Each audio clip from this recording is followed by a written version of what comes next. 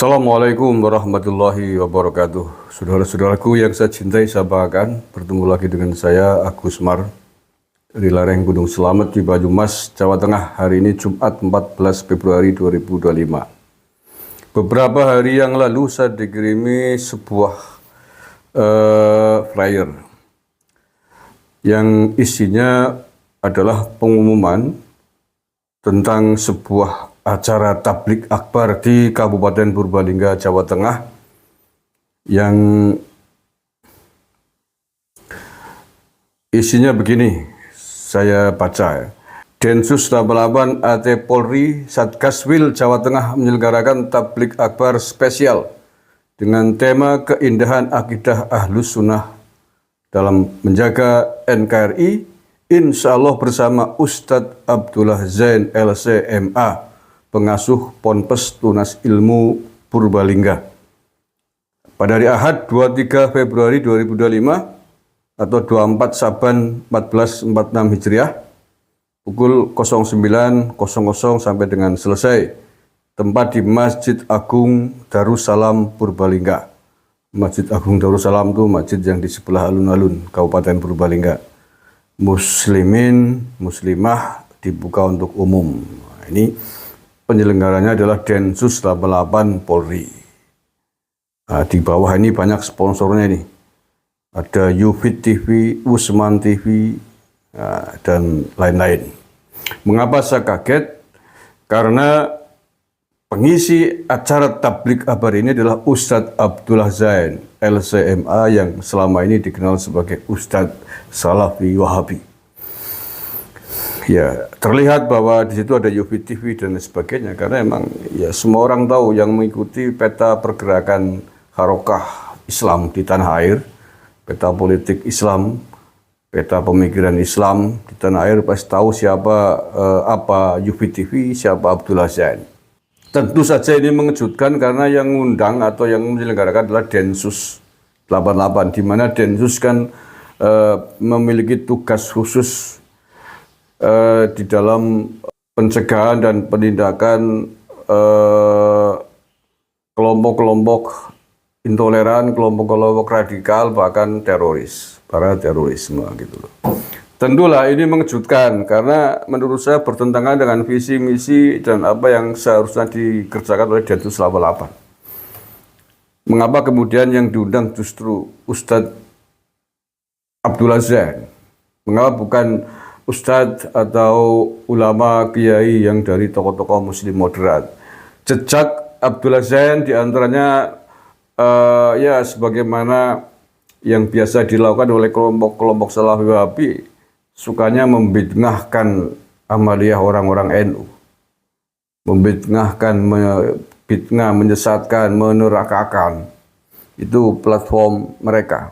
Dan Densus 88 BNPT tentu tahulah ideologi ajaran agama yang dibawa oleh para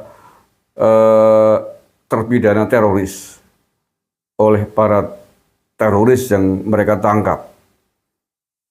Seperti sering disampaikan oleh Gus Islah Bahrawi, akar ideologinya adalah Salafi Wahabi. Para teroris itu yang ditangkap itu hampir semua berangkat dari satu ajaran ideologi Salafi Wahabi atau ideologi tafkiri yang mengkafirkan umat lain. Orang di luar kelompoknya akan disesatkan, dibid'ahkan, dikafirkan. Bahkan bangsa dan negara ini dikafirkan oleh kelompok-kelompok Salafi Wahabi takfir ini karena dianggap tidak berdasarkan ajaran Islam di dalam menyelenggarakan negara Republik Indonesia. Sering-sering disebut tauhid, termasuk polisi. Densus itu sering-sering disebut tauhid. Setan Indonesia Raya katanya lagu kebangsaan tauhid. Bangsa ini bangsa yang berdasarkan tauhid, sehingga harus dilawan, harus diserang. Nah, kelompok-kelompok radikal ini, garis keras ini dengan ideologi Salafi Wahabi ini tentu mestinya adalah kelompok orang-orang yang harus menjadi ring pertama untuk dilawan, ring pertama untuk dijauhkan dari institusi Polri, dari masyarakat, dari kita semua, dari seluruh elemen bangsa dan negara ini. Lah, kalau kemudian kok diundang oleh Polri bahkan sekelas Densus 88, tentu ini mengejutkan dan tidak habis pikir. Nah, atas lebaran itu kemudian saya coba tanyakan ke teman-teman yang kebetulan di Densus juga. Oke, kemudian dicoba untuk dicek. Nah, sekian hari berselang, alhamdulillah hari ini saya melihat selebaran tersebut dengan keterangan sudah dibatalkan. Jadi acara tersebut, tablik akbar tersebut yang mengundang Abdullah Zain dibatalkan oleh Densus 88. Polri khususnya Densus Jawa Tengah, Satgaswil Jawa Tengah. Saya tidak habis pikir mengapa sekelas Densus, ya walaupun di daerah di Jawa Tengah mestinya tahu peta politik ini, mestinya bisa lebih selektif lagi di dalam upaya pencegahan paham-paham intoleransi, radikalisme yang bisa berakibat terorisme. Harusnya tahu, sehingga dengan pengetahuan itu kemudian tidak salah pilih menghadirkan ustadz yang mestinya diupayakan untuk mencegah paham-paham intoleran. Ya, kalau nggak paham ya jadinya begitu. Menurut saya tidak masuk akal ini. Ya walaupun kita tahu bahwa kelompok-kelompok ini terus melakukan infiltrasi. Kelompok-kelompok Salafi Wahabi berusaha terus menyusupkan ideologinya, pahamnya ke seluruh lini. Baik di masjid-masjid umum, baik di institusi pemerintah maupun swasta. Mereka sangat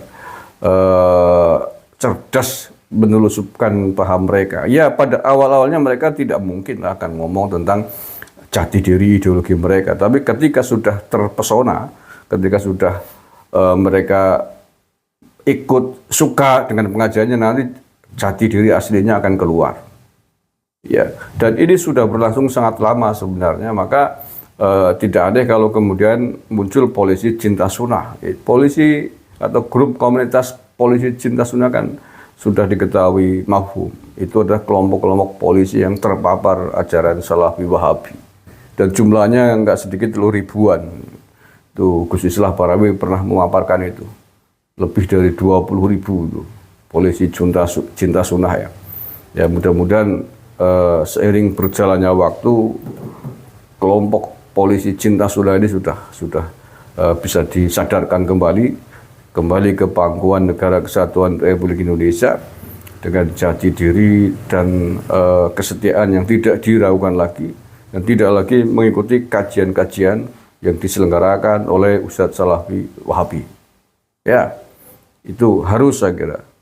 Kalau sampai aparat kita, apalagi sampai aparat TNI juga ikut terpapar, walaupun juga ada sudah yang terpapar, banyak juga.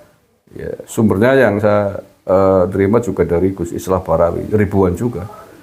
Dan beberapa tahun yang lalu lah ya disampaikan. Kita harapkan juga sudah selesai.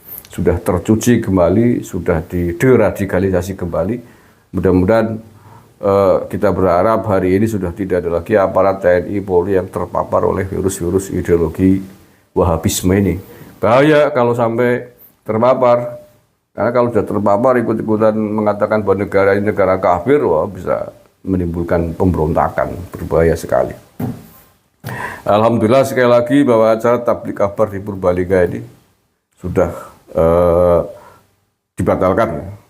Ya kalaupun mau dilanjutkan tabliknya silakan, tapi ngundang dong ulama-ulama, ustadz-ustadz yang tidak diragukan lagi kesetiaannya terhadap merah putih, tidak diragukan lagi toleransinya, tidak diragukan lagi Bhinneka Tunggal Ikanya, yang memperkuat bangsa dan negara dalam hal hubul waton, cinta tanah air. Ya biasanya ustadz-ustadz kiai-kiai dari NU ya yang sudah sering populer muncul di publik kan kayak Gus Muafik. Ya Ustadz Muhammadiyah seharusnya juga begitu. Seharusnya begitu. Ya monggo lah, yang penting tidak dari ustadz-ustadz kelompok Salafi Wahabi yang sudah jelas-jelas menghasilkan produk-produk kelompok intoleran, kelompok radikal, bahkan bisa menjadi teroris. Muncul dari paham Wahabisme ini. Oke, mudah-mudahan Polres di Purbalingga juga berbenah diri. Panjenengan boleh berkonsultasi dengan Densus 88 di tingkat pusat tentang ajaran Salafi Wahabi. Polres di Purbalingga, karena di Purbalingga ini jejak digitalnya saya lihat juga ini, jejak digitalnya ini beberapa waktu yang lalu juga polisinya aktif mengunjungi pondoknya Abdullah Zain ini. Berarti kan belum tahu siapa, apa, bagaimana Abdullah Zain, dan belum tahu tentang peta ideologi pemikiran Islam di tanah air. Harus tahu polisi dong. Walaupun kuliahnya bukan di jurusan agama, bukan di fakultas agama, ya tanya dong kepada yang ahlinya biar tidak salah mengunjungi pondok, biar tidak salah mengambil pembimbing, sehingga tidak ada lagi polisi yang terpapar. Beberapa waktu lalu bahkan ada Wakapolres Purbalingga yang mengunjungi sowan ke Bahar Semit dulu tuh, sekitar 2 tahun yang lalu itu kalau nggak salah tuh. Itu Wakapolresnya itu, Wakapolres Purbalingga. Lah ya Bahar Semit kok dikunjungin, dipuji-puji, di alam-alam gitu. Ya, akhirnya kemudian dipindah dia ke Semarang, dan kalau nggak salah hari ini dipindah ke Pekalongan tuh. Jadi Wakapolres juga, masih Wakapolres Kota Pekalongan kalau nggak salah ya. Lah ya maksudnya mungkin mau merangkul sana sini, tapi nggak tahu yang dirangkul siapa. Loh, ketika itu masih Pak Jokowi presidennya. Pak Jokowi pernah bilang jangan polisi itu jangan sowan ke orang-orang bermasalah gitu loh, bermasalah di tanah air ini. Lah ya Bahar Semit kan deket banget dengan Rizik Syihab. Rizik Syihab siapa? Pentolan ketua FPI, punya visi misi NKRI bersyariah, ingin khilafah Islamiyah, didekati itu. Mau dirangkul gimana maksudnya? Kelas Wakapolres lagi. Oke, itu saja saya kira. Terima kasih atas dibatalkannya acara tersebut, acara dengan mengundang Ustadz yang menurut saya tidak semestinya oleh Densus 88 di Jawa Tengah ini. Assalamualaikum warahmatullahi wabarakatuh.